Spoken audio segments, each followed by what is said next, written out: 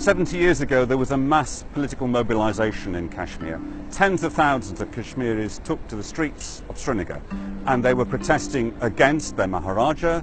They were protesting in favor of the Kashmiri nationalist leader Sheikh Abdullah, but they were also protesting in support of Indian rule. Now, of course, things have changed, but 70 years ago, the mood on the streets of Kashmir was very strongly pro-India.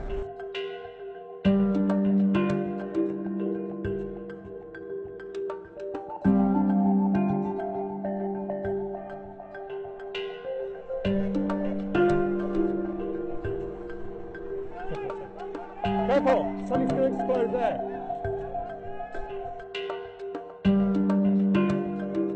Maharaja Singh joined India naturally when he was threatened, naturally when he was attacked. Maharaja, look at the greatness of that Maharaja. Maharaja means king, the monarch. He was from Jammu, he was Dohra, he was from the same family I belong to. He studied in England. He knew the etiquettes of a secular society. He knew the meaning of brotherhood.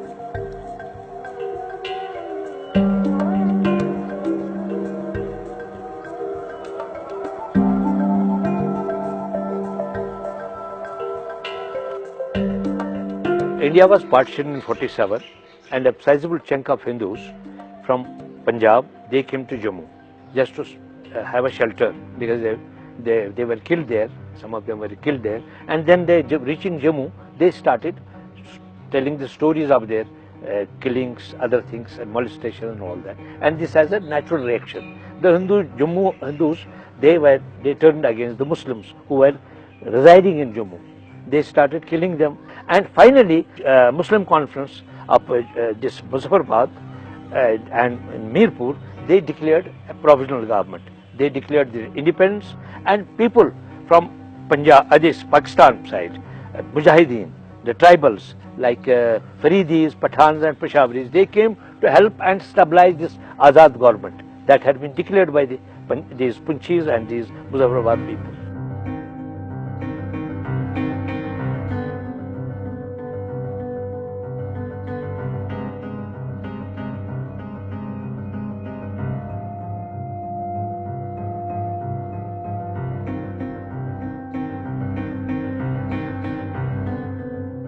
There was an accession that was signed that was conditional, conditioned on the basis that the Maharaja, who was the authority to accede, would consult his people. And this was something that was imposed on him by Lord Mountbatten and Jawaharlal Nehru, the first Prime Minister of India. And that agreement was that in addition to the accession being sort of conditional, there was a partial sort of abdication, if you will, of sovereignty in three areas. The three areas being defense, foreign affairs and communication.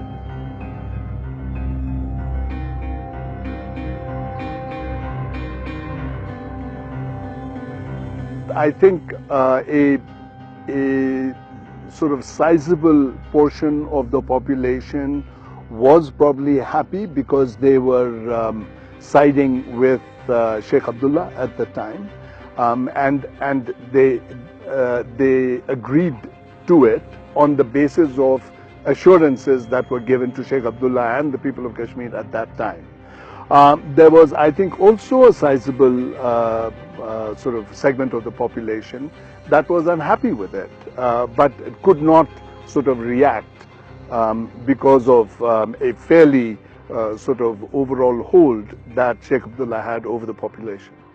Kashmir became a part forcibly through this phony and fake accession. It became a part of, but the undercurrent, people were not in favor of that accession at all. And there was a small minority who supported Sheikh Abdullah, because Sheikh Abdullah was the main person who facilitated the accession. He collaborated with the government of India, but he had his own compulsions. He wanted to grab the power. He wanted to become the Sultan of Kashmir. So he acceded. He supported the accession.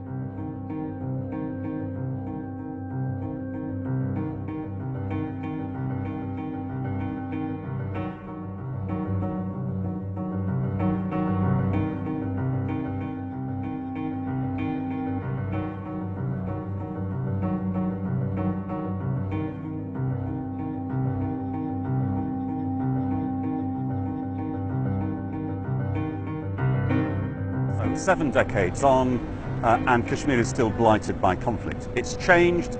The security situation isn't as bad as it was in the early 1990s, but this is not simply a dispute between India and Pakistan. It's also a conflict between the Indian state and the Indian army and young Kashmiris. Not all young Kashmiris, but most young Kashmiris, I think, are opposed to Indian rule, and they resent the presence of the Indian army, and they feel they have no agency about how their state is governed, and they're angry.